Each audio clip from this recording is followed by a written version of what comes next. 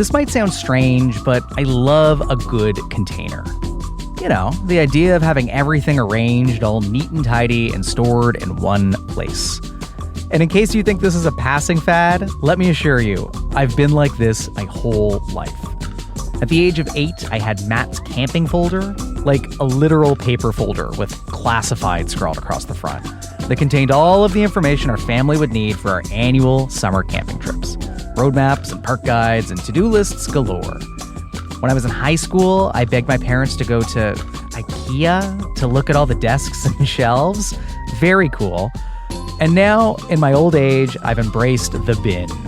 Big plastic containers for towels, shoes, holiday decorations, patio tiles, and, full circle, camping gear.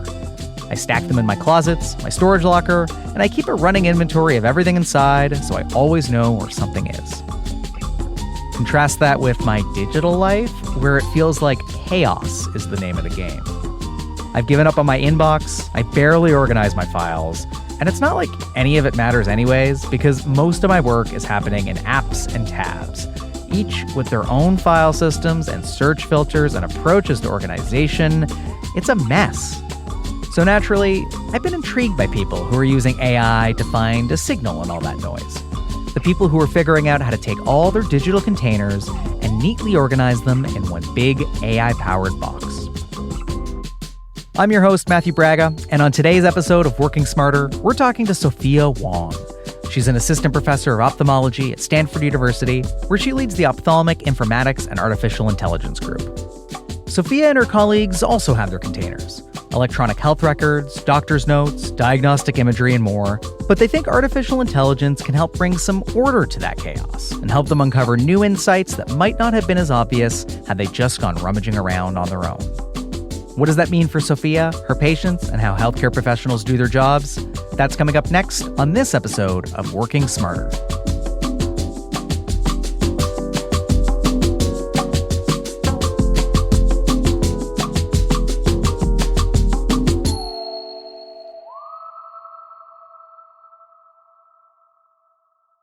Sophia, thank you so much for joining us today. Thank you so much for having me. I've been looking forward to this. So you're an assistant professor of ophthalmology at Stanford University, where you lead the ophthalmic, informatics, and artificial intelligence group. Can you tell me more about that group and the work you do there? That's our research group. We are very interested in building predictive models for various ophthalmic outcomes. So practically speaking, that means we use all different kinds of data sources related to ophthalmology to predict how our patients will do in the future, whether our glaucoma patients' vision will get worse or other kinds of outcomes. Got it. And now you mentioned glaucoma a second ago. Just briefly, like for folks who might not be familiar, what is that? Glaucoma is a progressive disease of the optic nerve, and the optic nerve is kind of like the cable that connects your eye to your brain. It transmits all the signal about what you're seeing to your brain for further processing so that you are conscious of what you're seeing. And of course, if that nerve is diseased, then it's not transmitting the signal properly, and you will experience that as having blind spots in your vision. So in glaucoma, that nerve becomes diseased and you get characteristic blind spots in your vision that then become disabling. Okay. So today, how are doctors making glaucoma-related diagnoses and decisions? Like, I'm thinking, if I go for an appointment, for an exam, like, what are the sources of data or the things that ophthalmologists are using as sort of, part of that evaluation or part of that process? The very first pass is just the general ophthalmic exam. Of course, we check things like, what is your vision? We look at the optic nerve using our kind of special lamps and magnifying glasses. We can actually see it with our own eyes. And if it looks a certain way, perhaps a little bit suspicious, the structure of it maybe looks a little different, or perhaps it's asymmetric between your right and left eyes, that kind of raises one of the first flags of, maybe this optic nerve ought to be evaluated with further, more in detail testing for glaucoma. And we also check for your eye pressure, which is one of those factors that is highly related to glaucoma. And then once you kind of raise that flag, there's a number of additional testing that we can do. For example, we can do visual field testing, which is a formal test for those blind spots, because our brain is really good at ignoring blind spots or filling them in or masking them in. Sometimes in early disease, we don't really notice that until we do kind of formal testing for it. And so all of this information, like the test data, the stuff that you're observing, where does all of that go? A lot of our information flows in general to what we call electronic health records. And that's kind of an umbrella term for all the health records, all the health data that is generated during your encounters with physicians and the healthcare system. Within that kind of umbrella term, there's lots of different kind of pots of different data. I might put your visual acuity, or sort of what letter you see on the eye chart, in one spot, and your eye pressure in one spot. But then the pictures that we take of your optic nerve might go in a different system, which is still electronic health records, but, kind of lives in its own area, so to speak. And then I imagine on top of that, you have like doctor's notes and then other kinds of information. That's right. We take detailed notes, doctor's notes. Some of those are just, some people like to dictate them, some people type them out. Sometimes it's a very, templated language, and sometimes it's free text, essentially. Nice. Are you the sort of person who can read your own handwriting back? Or do you sometimes encounter something and it seems inscrutable in hindsight? Yes. So, most of us are not keeping handwritten records anymore, thank goodness. Very good. So is it fair to say then that it doesn't sound like you're lacking for data, but it's more about, how do we effectively analyze all this information and make sense of all the data we have? That's right. We have so much data that we're capturing just on a routine basis. Everyone who walks through the door gets all this eye exam data that's captured, all the pictures, all the testing, all the notes. But, sometimes it's very hard to extract the specific piece of information that we want from this kind of sea of data. So that's certainly a challenge. And if I may ask, why is it so difficult to pull all that information out? Some of it is that some of that information is unstructured, so to speak. If your optic nerve looks a certain way, or we observe a particular finding, sometimes we just type that out in words in our notes. And doctors will use different kinds of words depending on, their preference. And so if you're looking for that kind of finding, sometimes it's very hard to actually identify that on a large scale from, let's say, thousands of notes for thousands of patients. And other things, we do have kind of structured ways of storing data. And there's always the kinds of billing codes or procedure codes that tell insurance companies what diseases we treated or what was done that day. But they were never meant for research purposes, and they were really meant to communicate with insurance companies. So, the data might not always be as accurate or as detailed as we might want in research. So you have all of this data and you want to figure out how you can analyze it and make sense of it. When did AI become part of that process for you? I'll say through my career, I've kind of stepped up or graduated through data sets that have become increasingly complex and messy and unstructured. And I'll give you kind of an example of this. There's data that we collect specifically for research, survey data and things like that, that someone thinks up ahead of time exactly what they want to capture and in what format and so forth. And actually our CDC, Centers for Disease Control, runs a number of these sorts of national surveys. So the data that comes out of those national surveys are very, very clean, very, very structured.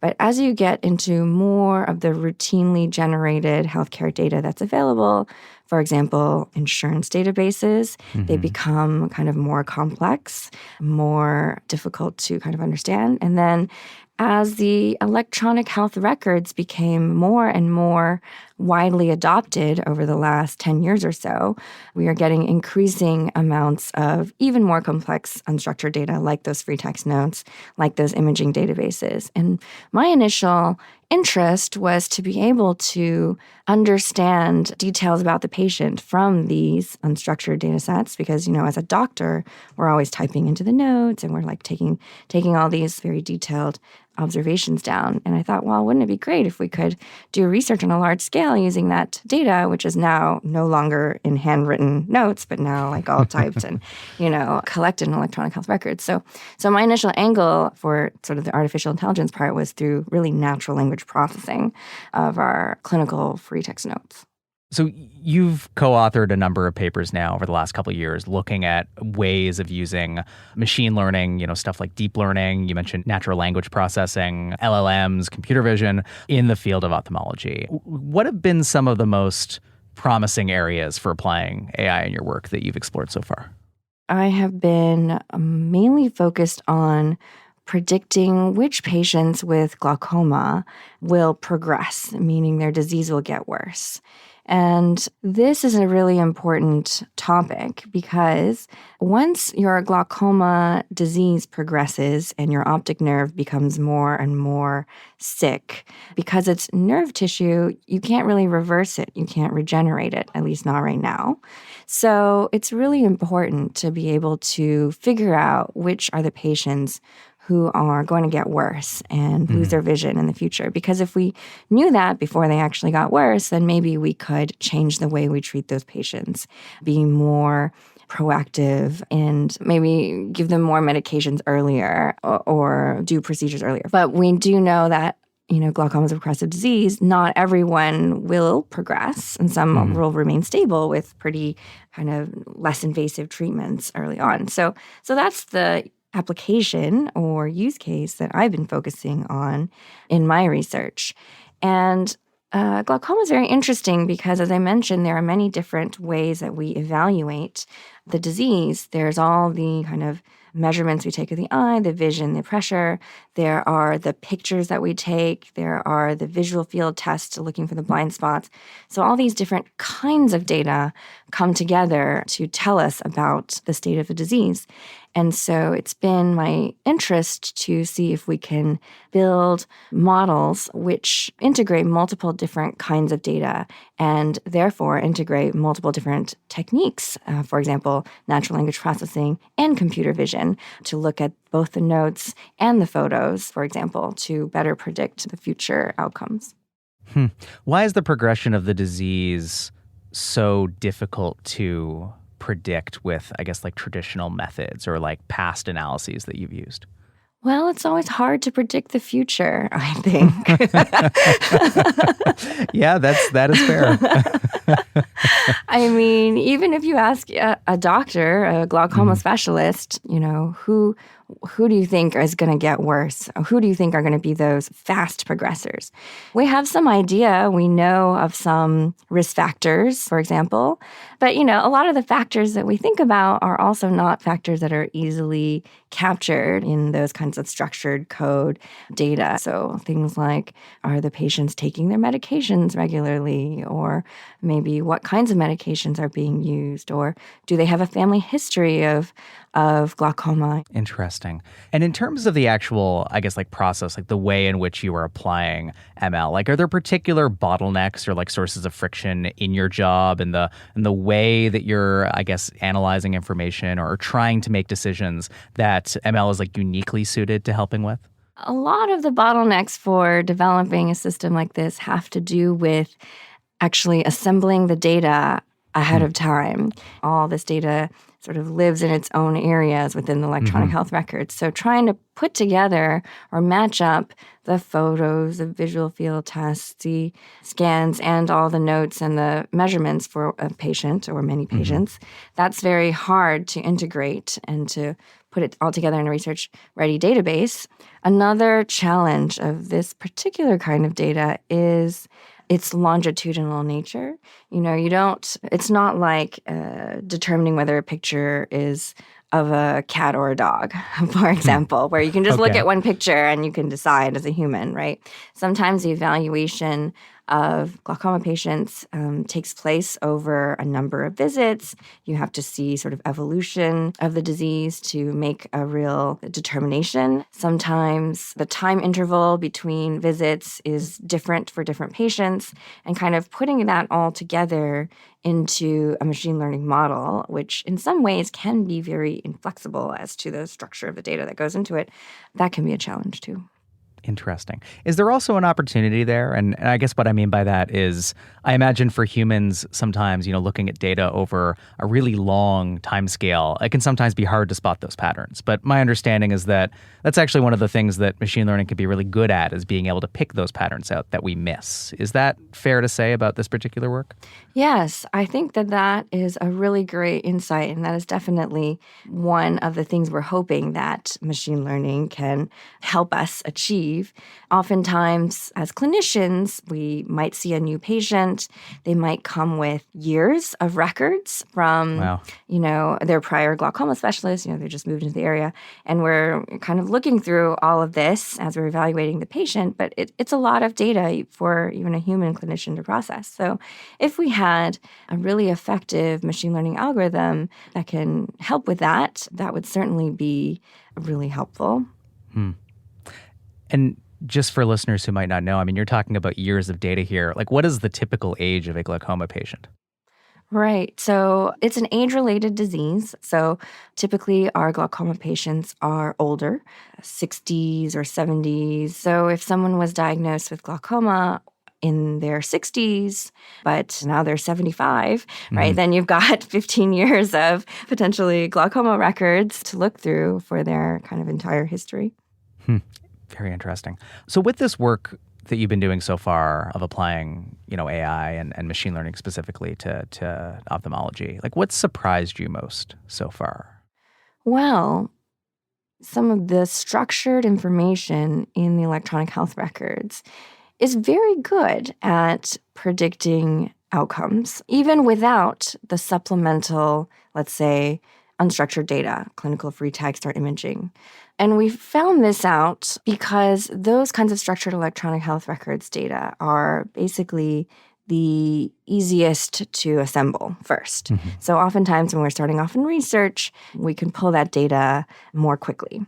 And when we started building our models, predicting glaucoma outcomes, the performance was better than we expected for predicting the future using really just basic eye exam data, demographics, billing codes for their diagnoses.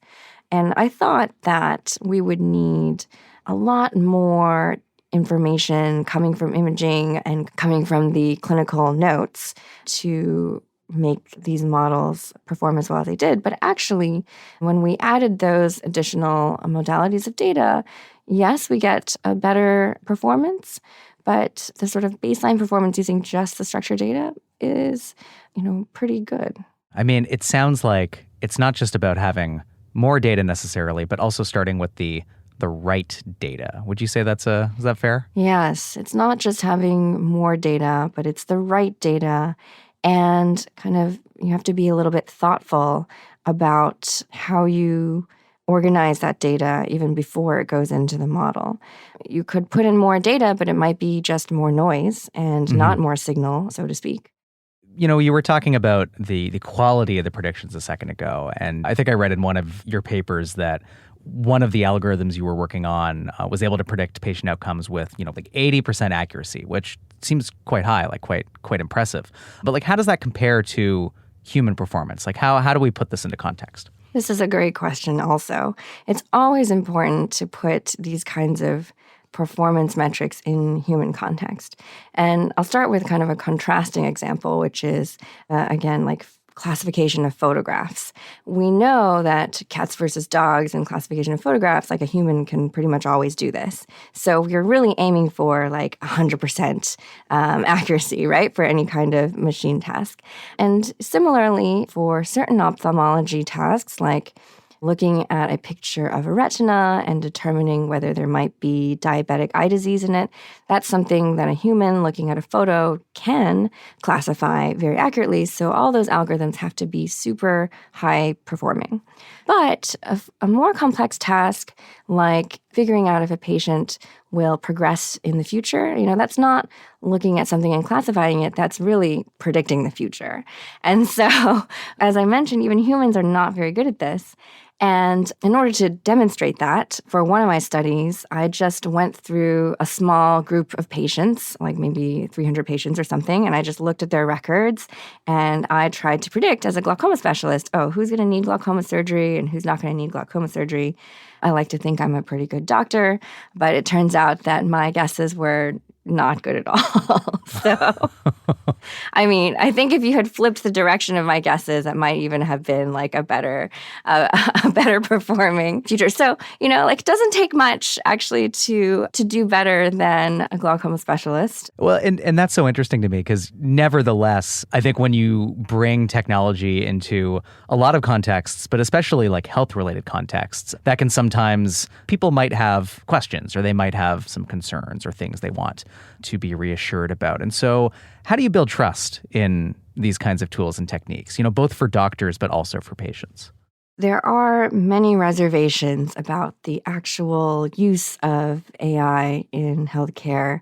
And almost always when we try to, say, publish one of our recent papers and say, oh, look, this algorithm does quite well compared to humans at predicting outcomes, there are a lot of questions that come up. What are the features? What are the inputs that these algorithms are looking at? Are we looking at reasonable inputs or are they just detecting noise, basically? So almost always we have to investigate our algorithms for what are the important features that they're relying on and make sure that those are kind of in line with our clinical reasoning, so to speak. Other questions that are increasingly coming up now are, well, how do these algorithms perform in subsets of patients, either demographic subgroups or subgroups of patients with particular diseases or particular features, like patients who have already had surgeries or already had other procedures, And I think it's very important to do all of these analyses before you get to the point where you are sort of advocating that they immediately be implemented, for example. Right. Mm-hmm. That makes sense. For doctors and clinicians, what does success look like when you're using these tools? Is it time saved? Is it the ability to help more patients, make better decisions? How would you characterize that?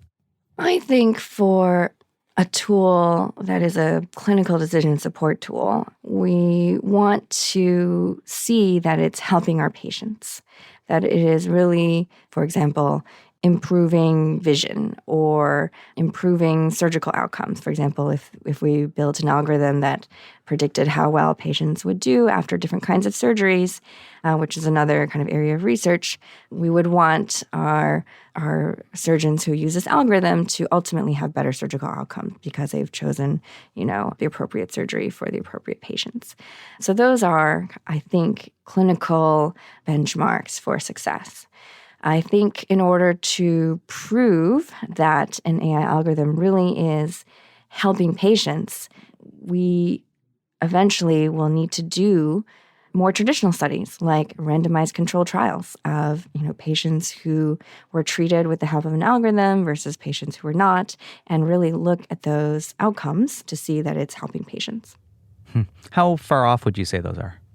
In our field, not that close, I would say. Why is that? I think there's a lot of work to be done in evaluating fairness of our algorithms before we deploy them, in finding out whether, algorithms that I've trained using Stanford data are going to work anywhere on patients that are not at Stanford and things like that. So I think to get to the point where we can test an algorithm in a large randomized controlled trial, which takes a lot of resources to design and execute a study like that, we have to have all these kind of kinks worked out, all these evaluations done before we get to that point. Right. But that's the goal, I think. So with those goals in mind, what are you working on right now? We've done a lot of predictive modeling for glaucoma patients in our Stanford patients. But the next step really is to go beyond one site and access multi-center data, training bigger models, testing whether models trained in one place will work in another place. So one of the things that I'm working on now is training these glaucoma outcome models using data from SOURCE, which is short for Site Outcomes Research Collaborative. And it is a multi-center collaborative made up of 17 academic centers that see eye patients. And we are all contributing our electronic health records on our eye patients to this consortium or registry. It's run out of the University of Michigan right now with the sort of chief data officers, Dr. Joshua Stein, an ophthalmologist and informaticist who is sort of harmonizing all of this data and putting it together and bringing on more sites. So it's 17 now, but there's many more in the process of joining. So I think this kind of initiative is very exciting because we can now do a lot more of the studies that we couldn't do before.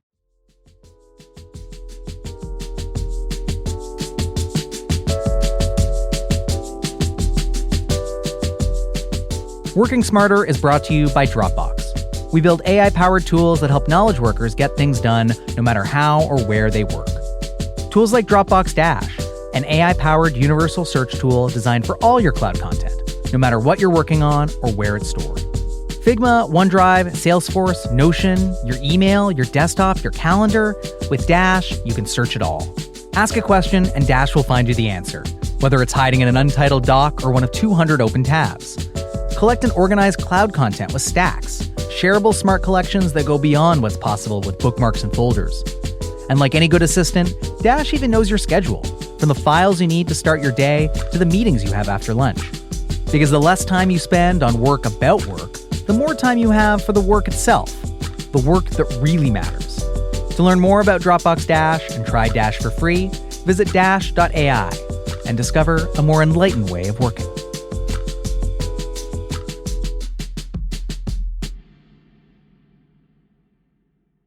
Before you had used the word supportive when you were describing these tools. And I like that because I know that at Dropbox, we often talk about AI as being something like assistive, like augmentative, like something that helps you do your job and doesn't do your job for you. I'm wondering, like, how have you been thinking about, I guess, this framing when you've been working on some of the research that you've been doing? We are trying to build these algorithms to support physicians in their treatment of patients, to provide some additional data for them to look at and decide, this algorithm suggests that this patient might be a high-risk patient.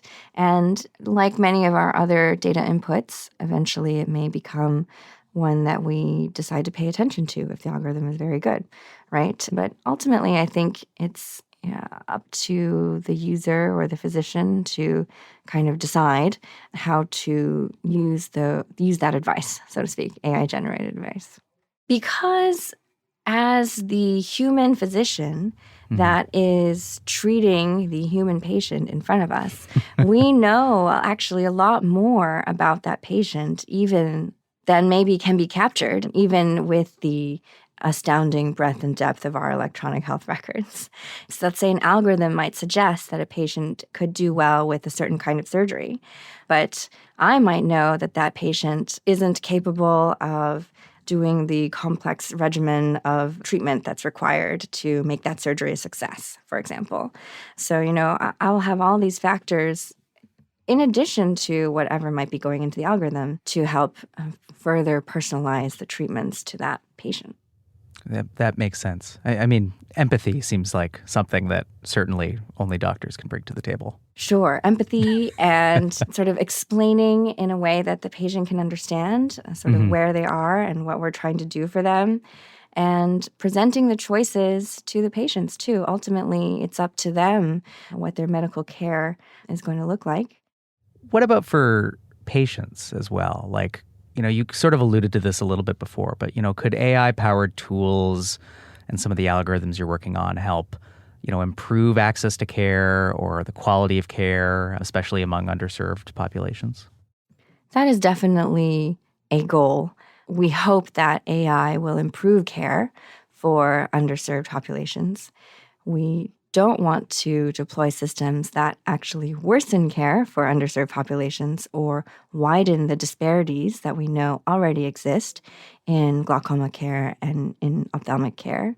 If we are able to build algorithms that can be deployed to, for example, detect glaucoma earlier rather than waiting till it's symptomatic and advanced for those patients to present to us, that's one way that it can really expand access to care. More broadly speaking in the field of medicine, how does the work and the research that you've been doing with AI compare to what other people are doing in other medical fields? I'm kind of curious about where this fits into the range of AI applications or possibilities that people are currently exploring. So I think ophthalmology as a field has been one of the specialties in medicine that has been leading artificial intelligence applications. And a lot of that early work and current work is in computer vision because we are such a heavily visual, no pun intended, right, field. We take so many pictures and scans of the eye, which is sort of a natural substrate for computer vision. We actually have an autonomous system that can detect diabetic retinopathy, and I will just caveat this by saying that I am not an expert in the system per se, but it's one of the few FDA-approved machines that can take a picture of your retina and determine whether there is diabetic retinopathy that needs to be referred to kind of a higher level of ophthalmic care. And so there's not a lot of kind of autonomous AI medical tools out there that are really in use or FDA approved. So I would say that in this area, we are certainly leading the way. What about in terms of like a little bit lower level, like tools, techniques, like on the research level? Like, are there things that you've seen in other fields that you think could help you improve the level of care you can provide or how you do your work? One of the areas that I would like to bring more to ophthalmology actually is the fair AI kind of evaluation and techniques. And this has been very important in the computer science field in general. It has come to healthcare and AI as well, and is only really just starting to be an issue that we as ophthalmologists are also thinking about for our AI algorithms. And that involves looking at how our algorithms are performing in different groups of populations and making sure that we wouldn't be harming groups of people if we were to deploy our AI algorithms. So this is something that I've been very inspired by and want to sort of bring more awareness to in our ophthalmology field. Well, and that's a good segue because I wanted to ask, what are you looking forward to the most? Like what kind of upcoming advancements in AI that you've been tracking do you think are going to have the most impact on how you do your work? Of course, it's hard to talk about what we're looking forward to most or what we're most excited about without talking about the latest generation of large language models, right? Of course. When I wanted to do natural language processing initially as a trainee, this was probably now 2015 or something like that, I started thinking about this. We had BERT models, kind of the previous generation of natural language processing type of models, which are orders of magnitude smaller than the current ones that have now sort of entered the public discourse, let's say, or become available. So when we were doing things like trying to see if we could extract certain eye exam components from clinical free text notes, we were using all of those kind of smaller models, and they were doing okay, but not like perfect performance. But now, with the advent of these modern large language models, there is so much excitement about what more information that we might be able to glean from our free text clinical notes that could be helpful for finding the right patients for a study or just sort of understanding different features of the patients. So yeah, that's certainly a huge area of excitement. This is a bit of a bigger picture question, but why does this work matter to you? We spend so much of our time generating these electronic health records. I think that there's so much insight about disease processes and outcomes that can be gleaned from all of this data that is just being generated routinely every day. And I think that untapped potential really excites me and motivates me to find ways to use that information to help make better decisions for our patients. Sophia, this has been really fascinating. Thank you so much for joining us. Well, thank you for having me, and all very good discussion questions. I think this has been really fun. I appreciate it.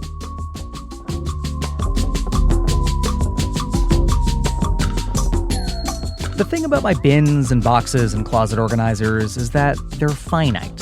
They can only fit so much. Whereas online, it's the seeming limitlessness of our digital lives that makes them so alluring, but also so chaotic at the same time.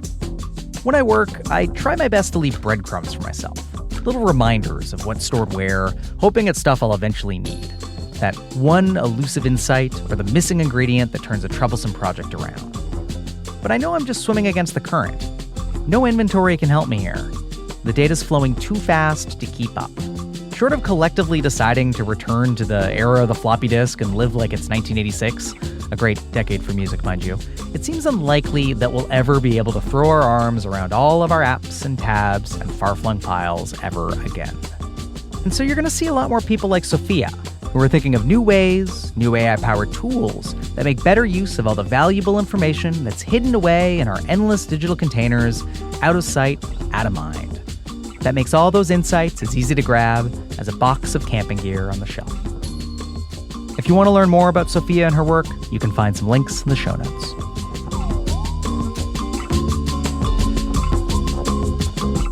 Working Smarter is brought to you by Dropbox. We make AI-powered tools that help knowledge workers get things done, no matter how or where they work. You can listen to more episodes on Apple Podcasts, YouTube Music, Spotify, or wherever you get your podcasts. And you can also find more interviews on our website, workingsmarter.ai. The show would not be possible without the talented team at Cosmic Standard, our producers, Samaya Adams and Asia Simpson, our technical director, Jacob Winnick, and our executive producer, Eliza Smith. At Dropbox, special thanks to Benji Baptiste for production assistance, and our illustrators, Fanny Lohr and Justin Tran. Our theme song was created by Doug Stewart, and I'm your host, Matthew Braga. Thanks for listening.